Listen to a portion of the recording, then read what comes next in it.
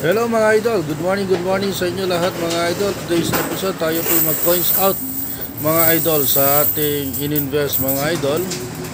Ayan mga idol, Friday tonight mga idol, 8 PM mga idol, kagaling lang natin sa ating trabaho. Diretso tayo ngayon mga idol sa bahay ng aking kapatid para mag-coins out ng ating ininvest na 5 computer mga idol.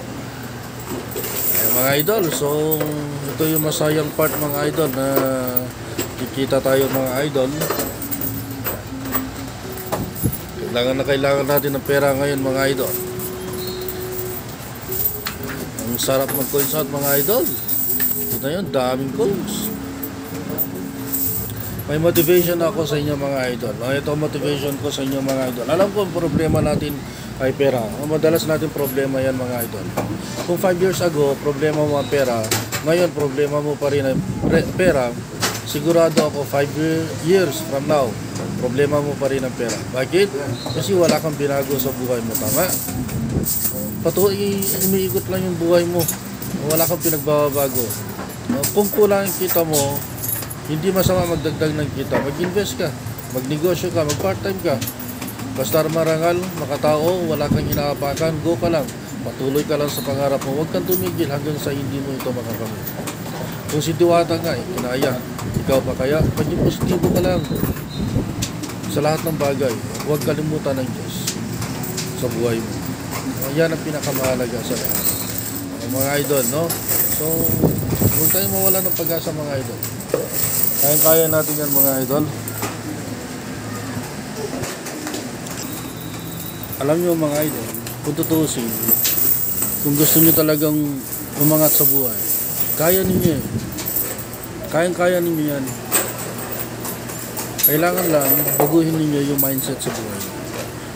Mindset lang yan mga idol. Kasi, ganito, kung ang mindset mo ay hanggang dun lang ang kaya mo, wala, hanggang doon lang talaga. Kung ang mindset mo ay hanggang dito na lang ang buhay ko, hanggang dito na lang talaga yan.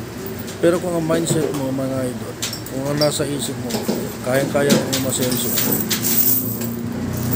kaya-asenso ka talaga mga idol. Kaya lang, syempre, baguhin mo din yung strategy mo, baguhin mo yung pamamaraan mo mga idol, no? So marami tayong mga negosyante dyan mga idol, matagumpay na sila sa kanilang buhay. At yun ay binago nila yung kanilang mga strategies, yung mindset nila mga idol, no? Kasi ang mindset nila ay gusto nilang yumaman, at nangyari yun mga idol dahil ayun, yun yung pangarap nila, at ginawa nila ng action mga idol. Hindi lang puro salita, hindi lang puro plano. Gawin mo ng action ang isa sa mahalaga sa lahat ng bagay. Kaya negosyo mga idol, risky talaga yan. Napaka-risky yan. Kaya lang, kung hindi mo susubukan, hindi mo malalaman kung gaano kaganda ang buhay ng isang negosyo. So, susunod mga idol, maraming salamat sa panonood at please support my vlog mga idol. Thank you.